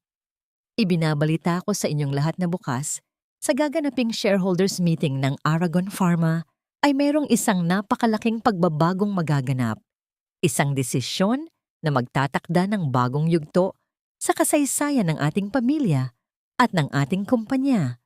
I am officially taking over the leadership to protect our legacy." Nagpalakpakan ang mga panauhin, ang tunog ng kanilang mga palad ay tila isang marahas na ulan na bumubugbog sa dangal ni Marcela. Tumingin si Arturo kay Marcela, isang tingin na puno ng pagmamalaki at panunuyo, na tila ba sinasabi nitong tapos na ang laban at siya ang nanalo. Nanatiling nakatayo si Marcela sa dilim. Ang kanyang anino ay mahaba sa sahig. Ang gabi ay malapit nang matapos at kasabay ng pagsikat ng araw bukas, ang bawat kasinungalingan ay mabubunyag. Ngunit habang tinititigan niya ang kanyang asawa na nagdiriwang sa ibabaw ng kanyang pagdurusa, isang tanong ang nananatiling nakabaon sa kanyang isipan. Sapat na ba ang katarungan upang gamutin ang mga sugat na iniwan ng isang kataksilang pumatay sa kanyang anak? Ang silid ng pulong sa pinakamataas na palapag ng Aragon Pharma ay nababalot ng isang uri ng pormalidad na tila ba hininga ng katarungan at kapangyarihan. Ang sikat ng araw na nagmumula sa malalaking bintanang salamin ay tumatama sa mahabang mesa na gawa sa madilim na kahoy na nagbibigay ng kinang sa bawat basong kristal na nakahain. Sa gitna ng lahat, nakatayo si Arturo. Suot ang kanyang pinakamahal na tuksido, ang kanyang tindig ay puno ng kayabangan, ang kanyang mga daliri ay dahan-dahang inaayos ang kurbata habang ang isang matagumpay na ngiti ay nakapaskil sa kanyang mga labi. Sa tabi niya, si Doña Milagros ay nakaupo sa upuan ng pandangal. Ang kanyang muka ay tila isang reyna na naghihintay na koronahan ang kanyang anak. "Ladies and gentlemen of the board," simula ni Arturo, ang kanyang boses ay umaalingaw-ngaw sa buong silid, puno ng pekeng awtoridad. "As we all know, my wife Marcela has been going through a very difficult time. Her mental health has deteriorated, and it is my duty, as her husband and partner, to step in and ensure the stability of Aragon Pharma. This document transfers the full voting rights and executive powers to me." Dahan-dahang inilabas ni Arturo ang panulat mula sa kanyang bulsa. Ang bawat paggalaw niya ay tila pinag-aralan. Nang itapat niya ang dulo ng panulat sa puting papel, ang buong silid ay binalot ng isang mabigat na katahimikan. Ngunit bago pa man dumait ang tinta sa dokumento, ang malalaking pinto ng boardroom ay dahan-dahang bumukas nang walang anumang ingay, na tila ba hinihiwa ang hangin. Isang babae ang pumasok. Ang bawat hakbang niya ay matatag. Ang tunog ng kanyang matutulis na takong sa sahig ay tila isang marahas na ritmo ng pagbabago. Hindi ito ang Marcela na kilala nila. Ang Marcela na madungis, tulala, at nawawala sa katinoan. Ang babaeng nasa harap nila ngayon ay nakasuot ng isang matikas na puting bestida. Ang kanyang buhok ay maayos na nakapusod, at ang kanyang mga mata ay naglalabas ng isang uri ng liwanag na tila nagmumula sa isang nagbabagang apoy. "The meeting is not yet over, Arturo." Ang malinaw at malamig na tinig ni Marcela ay bumasag sa katahimikan. Ang kanyang boses ay walang bakas ng panginginig. Kaisa-isang kwerdas ng katarungan sa gitna ng mga kasinungalingan.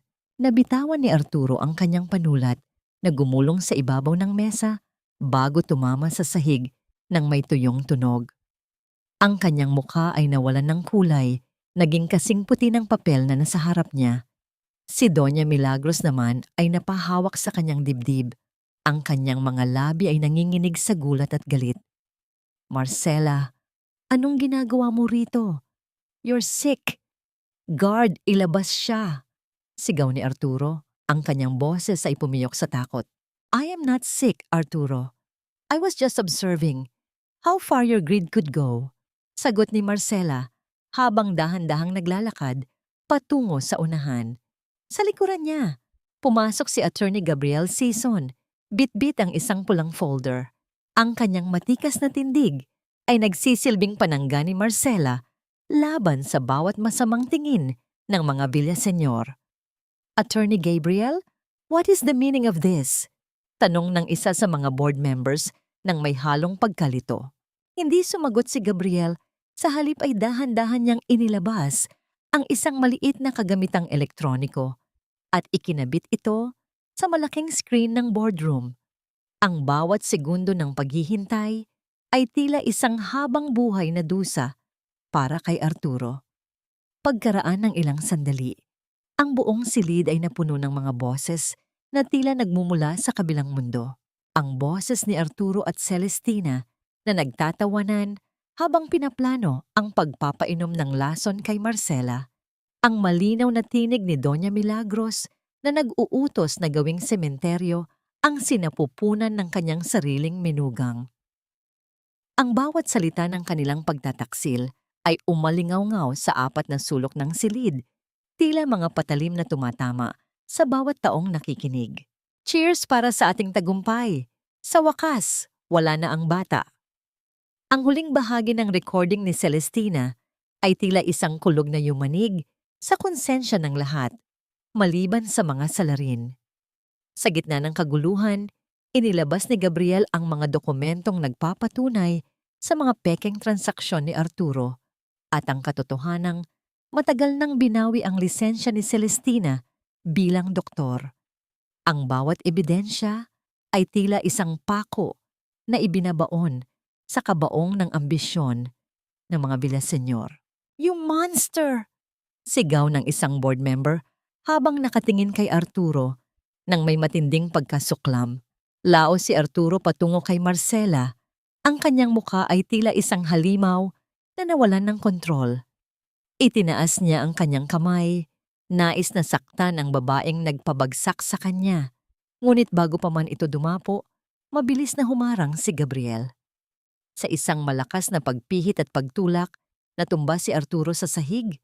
Ang kanyang katawan ay bumagsak sa gitna ng kanyang mga huwad na dokumento. Dahan-dahang lumapit si Marcela sa kanyang asawa. Tumingin siya rito mula sa itaas. Walang galit, kundi isang malalim na awa para sa isang taong ipinagpalit ang kanyang kaluluwa para sa pera. Itinaas ni Marcela ang kanyang kamay at dahan-dahang hinubad ang kanyang singsing sa kasal. Pinagmasdan niya ito sa huling pagkakataon bago ito bitawan sa tapat mismo ng mukha ni Arturo. Ang tunog ng ginto na tumama sa sahig ay tila ang huling tuldok sa isang mahabang kwento ng pagdurusa. "Aragon Pharma was never yours, Arturo, and I was never your victim," mahinang wika ni Marcela, ngunit ang bawat salita ay sapat na upang durugin ang natitirang pagkatao ng lalaki. Humarap si Marcela sa lahat ng tao sa silid.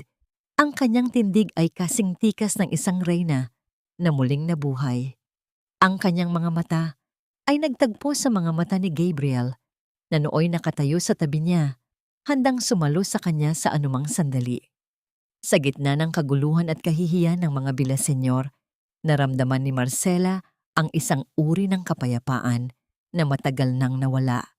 Isang kalayaang binili ng dugo at luha. Ano nga ba ang pakiramdam ng isang babaeng muling nahanap ang kanyang sarili matapos mawala ang lahat sa kanya? Habang pinapanood ang pagkadurog ng mga taong nag-akalang sila ang may hawak ng kanyang tadhana. Humahagulgol si Arturo sa sahig. Ang kanyang mga kamay, na dati ay puno ng mapanlinlang na haplos, ay nanginginig habang pilit na inaabot ang laylayan ng damit ni Marcela. "Marcela, honey, please, makinig ka sa akin. I was forced. Si Mama ang may kasalanan ng lahat. Ginawa ko lang ang lahat dahil takot ako sa kanya. Mahal kita, Marcela. Alam mo yan." Isang mapait at tuyong tawa ang kumawala sa mga labi ni Marcela. Isang tunog na puno ng pait na nagmula sa kaibuturan ng kanyang sugatang puso. Lumayo siya ng isang hakbang. Ang kanyang tingin ay puno ng matinding pagkasuklam. "Mahal? Arturo, ang pag-ibig ay hindi pumapatay ng sariling anak. Ang pag-ibig ay hindi naglalason sa asawa. Ang tanging mahal mo ay ang iyong sarili at ang pera ng mga Aragon." Sa gilid, si Doña Milagros ay tila isang rebultong unti-unting nagkakabitak-bitak. Ang kanyang dangal na itinuring niyang higit pa sa buhay ay dahan-dahang nadudurog sa harap ng mga taong dati ay tinitingala siya. Sinubukan niyang tumayo ng matuwid, ngunit ang kanyang mga tuhod ay bumigay at napilitan siyang mapaupo muli. Ang kanyang mukha ay tila isang maskarang porselana na tuluyan ng nabasag. Hindi nagtagal, ang malalaking pinto ng boardroom ay muling bumukas. Sa pagkakataong ito, ang mga pumasok ay hindi mga negosyante, kundi mga alagad ng batas na may dalang mga posas na kumikinang sa ilalim ng liwanag ng araw. Ang bawat hakbang ng mga pulis ay tila tunog ng hatol na hindi na mababago. Arturo Villaseñor, Doña Milagros Villaseñor, and Dr. Celestina Ramos, who is already being detained outside. You are all under arrest for multiple counts of fraud, medical malpractice, and attempted murder. Ang malamig na tinig ng opisyal ay yumanig sa buong silid. Habang dahan-dahang pinapatayo si Arturo at kinakabitan ng mga bakal na tanikala sa kanyang mga pulso, ang tanging maririnig sa silid ay ang kanyang mga desperadong pagsamo na nauuwi sa walang saysay na hikbi. Tumingin si Marcela sa kanyang asawa sa huling pagkakataon at sa sandaling iyon, ang huling hibla ng koneksyon nila ay tuluyan ng naputol. Ang anino ng lalaking minahal niya ay tuluyan ng naglaho, pinalitan ng isang estrangherong hindi niya kailanman nakilala.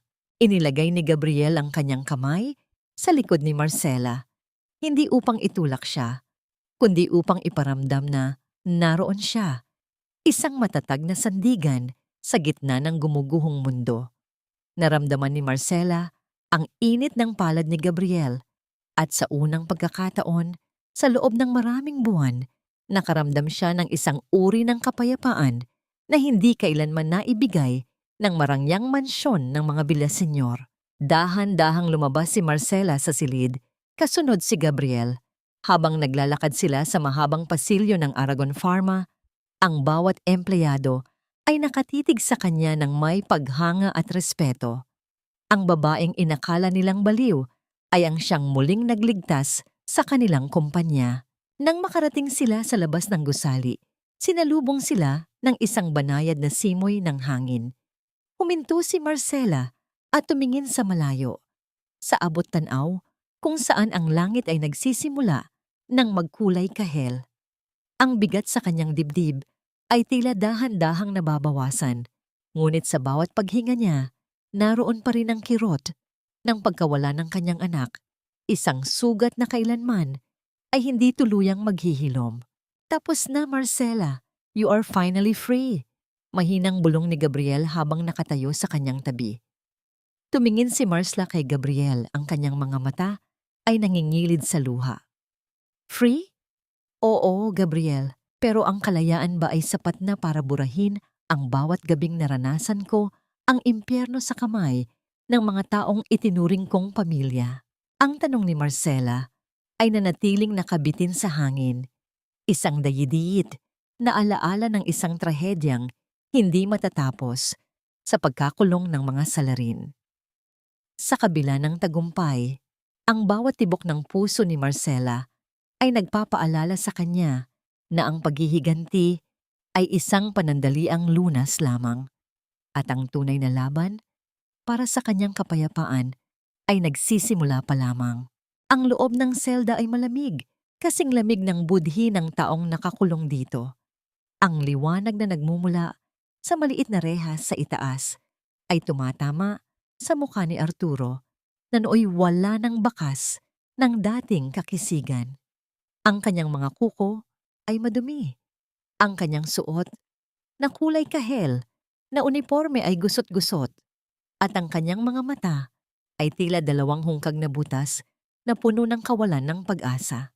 Ang tanging maririnig sa loob ng silid na gawa sa semento ay ang marahang pagtulo ng tubig mula sa isang tumatagas na tubo na lumilikha ng isang mabagal at nakabiting ritmo sa gitna ng katahimikan. Hindi ito maari, bulong ni Arturo sa kanyang sarili. Ang boses ay paos at basag. Marcela, ilabas mo ako rito. Hindi ko kayang tumagal dito. Sinubukan niyang kalusin ang bakal na rehas gamit ang kanyang nanginginig na mga kamay. Ngunit ang tunog ng pagtama ng metal sa metal ay tila isang malupit na paalala na ang pinto ng kanyang kalayaan ay tuluyan ng ipininid. Ang bawat sandali sa loob ng selda ay tila isang habang buhay na dusa kung saan ang tanging kasama niya ay ang kanyang mga sariling anino at ang multo ng mga kasalanang kanyang ginawa. Samantala, sa labas ng mansyon ng mga Villaseñor, ang atmosfera ay tila isang lamay. Isang malaking karatula ng foreclosure ang nakapaskil sa pintuang bakal na tila isang itim na marka ng kahihiyan. Ang mga tauhan ng bangko ay abala sa paglalabas ng mga kasangkapan. Ang mga antigong mesa, ang mga mamahaling vase, at ang mga portrait na dati ay simbolo ng kanilang yaman ay isa-isang isinasakay sa malaking truck, tila mga labi ng isang kahariang tuluyan ng gumuho. Nakatayo si Doña Milagros sa gitna ng hardin. Ang kanyang buhok ay gulo-gulo at ang kanyang mamahaling robe ay puno ng dumi ng lupa. Ang kanyang mga mata ay nanlilisik habang pinapanood ang bawat gamit na inilalabas sa bahay. Nang makita niya ang portrait ng kanilang pamilya na inilalabas ng mga kargador, bigla siyang tumakbo patungo rito nang may kasamang desperadong sigaw. "Iwan niyo yan! Akin ang bahay na ito! Ako ang reyna rito!" Ang pagsamo ng matanda habang pilit na inaagaw ang malaking frame mula sa mga lalaki. Dahil sa kanyang panghihina at sa madulas na putik bunga ng nagdaang ulan, nawalan ng balanse si Doña Milagros. Ang kanyang katawan ay dahan-dahang bumagsak at ang kanyang muka ay tumama sa malambot at maduming putik ng hardin. Ang portrait na kanyang pinakaiingatan ay nahulog din. Ang salamin nito ay nabasag at ang mga piraso ay nagkalat sa paligid. Tila ang kanyang sariling dangal na tuluyan ng nayurakan. Nanatili siyang nakadapa sa putik, humihikbi ng walang tunog, habang ang anino ng mansyon ay dahan-dahang lumalayo sa kanyang abot. Mula sa loob ng isang itim na sasakyan na nakaparada sa tapat ng gate, pinapanood ni Marcela ang lahat. Ang bawat pangyayari ay tila isang pelikulang dahan-dahang nagtatapos. Walang katuwaan sa kanyang mga mata, tanging isang malalim na pagkapagod. Ang mansyong ito, na dati ay itinuring niyang pangarap, ay isa na lamang ngayong libingan ng kanyang mga masasakit na alaala. "Gusto mo na bang umalis, Marcela?" Ang malambing na tanong ni Gabriel na nooy nakaupo sa tabi niya. Ang kanyang tinig ay tila isang haplos sa sugatang kaluluwa ni Marcela. "Gusto ko lang makasiguro, Gabriel. Gusto kong makita ang huling piraso ng kanilang kasakiman na tuluyang maglaho." Mahinang sagot ni Marcela habang nakatingin sa kanyang biyenan na pilit na bumabangon mula sa putik. Nagsimulang pumatak ang isang mahinang ulan. Ang bawat patak ay tumatama sa bubungan ng sasakyan ng may banayad na ritmo. Tila ba sinusubukang linisin ang bawat bakas ng dumi sa paligid. Binuksan ni Gabriel ang pinto at lumabas. Bit-bit ang isang malaking itim na payong. Inikot niya ang sasakyan at binuksan ang pinto para kay Marcela. Lumabas si Marcela at agad siyang nakanlong sa ilalim ng malawak na proteksyon ng payong ni Gabriel. Ang lalaki ay nanatiling malapit sa kanya. Ang kanilang mga balikat ay bahagyang naglalapat. Sapat na upang maramdaman ni Marcela ang init at tibay na nagmumula rito. Inilagay ni Gabriel ang kanyang malayang kamay sa likod ni Marcela, isang kilos ng tahimik na pagsuporta habang sabay nilang pinagmamasdan ang guho ng kaharian ng mga Villaseñor. "Huwag ka nang tumingin sa likod, Marcela. Ang hinaharap mo ay hindi na rito matatagpuan," bulong ni Gabriel habang dahan-dahan silang naglalakad pabalik sa sasakyan. Tumigil sandali si Marcela at lumingon sa mansyon sa huling pagkakataon. Ang malaking gusali ay tila isang nakakatakot na anino sa gitna ng ulan. Napahinga siya ng malalim. Ang bigat sa kanyang dibdib ay tila dahan-dahang tinatangay ng agos ng tubig. Ngunit sa likod ng kanyang mga mata, naroon pa rin ang tanong na hindi mawala-wala. Pagkatapos ng bawat ganti at bawat pagbagsak ng kaaway, sapat na ba ang katahimikan upang muling marinig ang pintig ng isang pusong matagal nang binuwag ng sakit? Ang bawat sinag ng araw na tumatagos sa bintana ng bagong opisina ni Marcela ay tila may dalang pangako ng isang bagong simula. Ang amoy ng sariwang pintura at ang bango ng mga bagong bulaklak sa florera ay pumalit sa dati ay mapanglaw at nakakasakal na hangin ng mansyon ng mga Villaseñor. Sa pintuan ay nakaukit ang mga salitang "Kanlungan ng mga ina", isang pundasyong itinayo ni Marcela upang maging silong at lakas ng mga kababaihang dumanas ng pang-aabuso at kataksilan. Nakaupo si Marcela sa kanyang mesa, nakikinig sa kwento ng isang batang ina na tila refleksyon ng kanyang nakaraan. Pinanood niya ang nanginginig na mga kamay ng babae habang hawak nito ang baso ng tubig.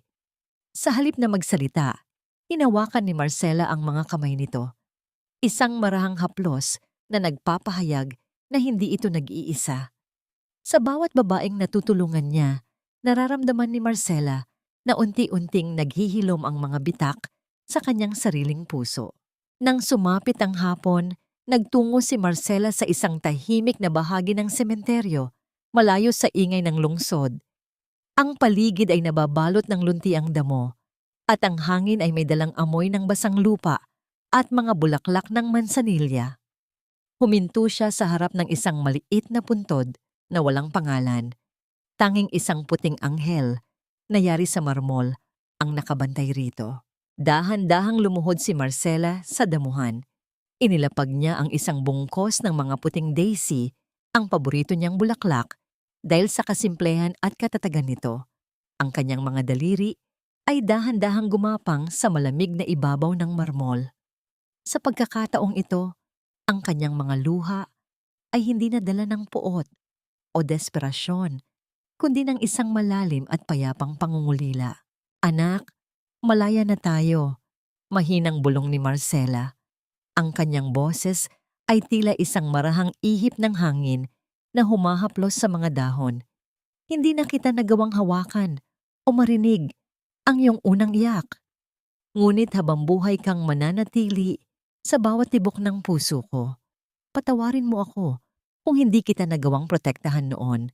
Ngunit ipinapangako ko, ang iyong buhay ay magiging mitya ng pag-asa para sa iba.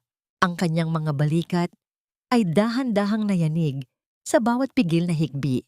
Hindi niya napansin ang paglapit ng isang anino mula sa kanyang likuran. Nanatiling nakatayo si Gabriel sa malayo. Binibigyan si Marcela ng sapat na espasyo upang ilabas ang lahat ng kanyang pighati. Hindi siya nagsalita, hindi siya lumapit ng labis, ngunit ang kanyang presensya ay tila isang matatag na pader na nagbabantay sa katahimikan ng babae. Matapos ang ilang sandali, tumayo si Marcela at pinahid ang kanyang mga mata. Lumingon siya at nakita si Gabriel na matiyagang naghihintay. Ang sikat ng papalubog na araw ay tumatama sa mukha ng lalaki na nagbibigay dito ng isang uri ng init na nagpapagaan sa pakiramdam. Nilapitan siya ni Gabriel at kinuha ang kanyang suot na coat upang muling ibalot sa mga balikat ni Marcela nang maramdaman ang paglamig ng hangin. "Ready ka na bang umuwi?" Malamig na tanong ni Gabriel.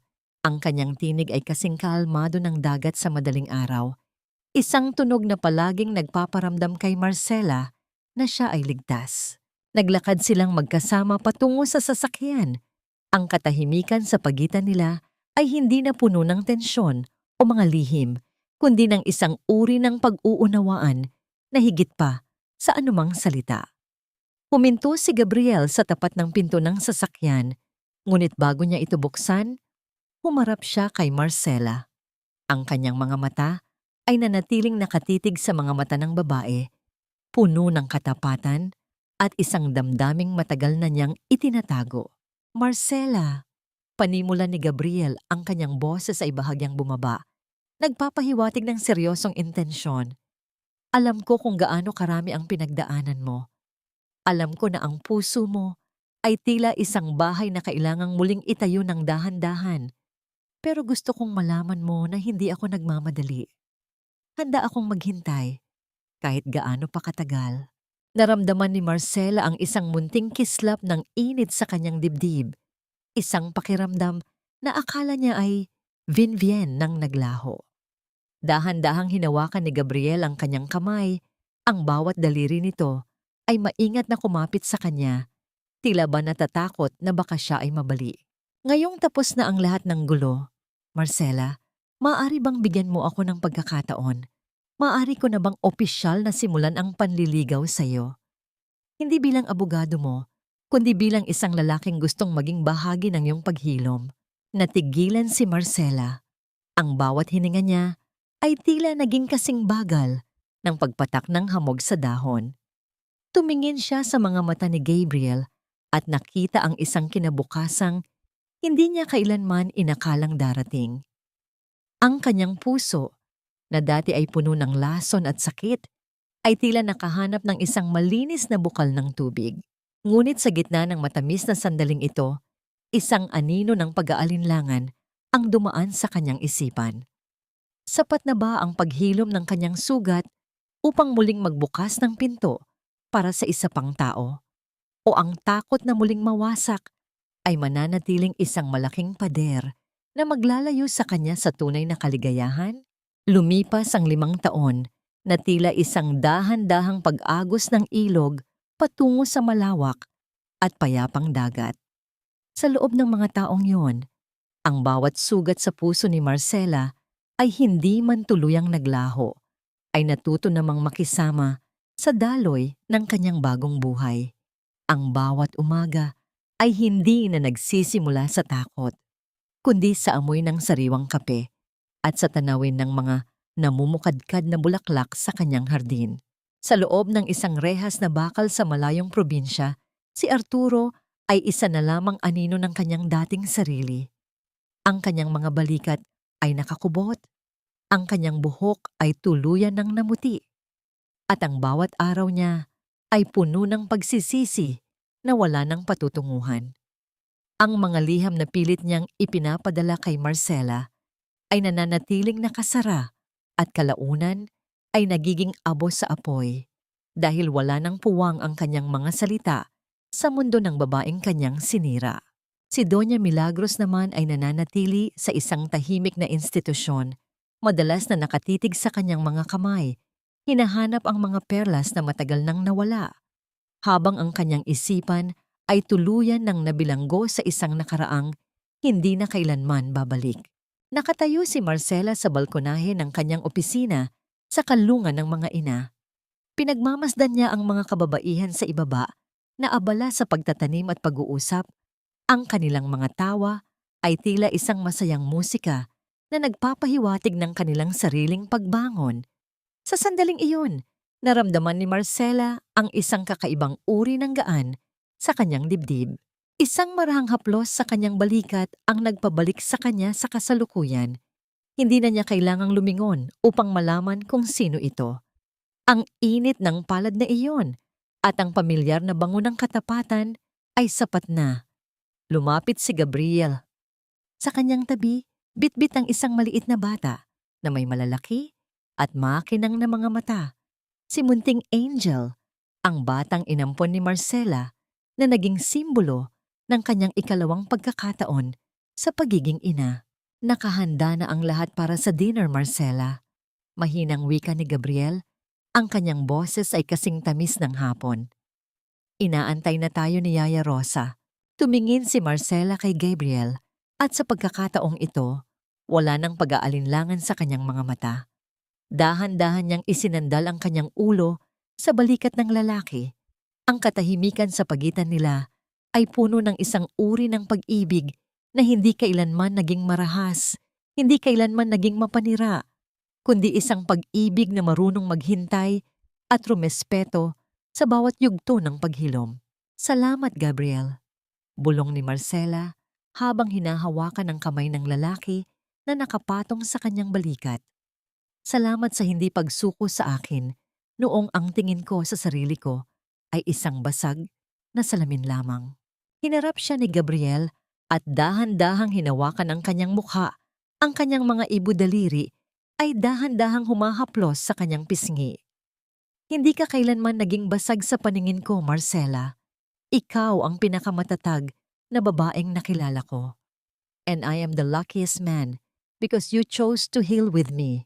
Sa ilalim ng dahan-dahang paglubog ng araw na nagbibigay ng kulay ginto sa buong paligid, marahang idinampi ni Gabriel ang kanyang mga labi sa noo ni Marcela. Isang halik na puno ng pangako, respeto at isang kapayapaang hindi na muling mababali.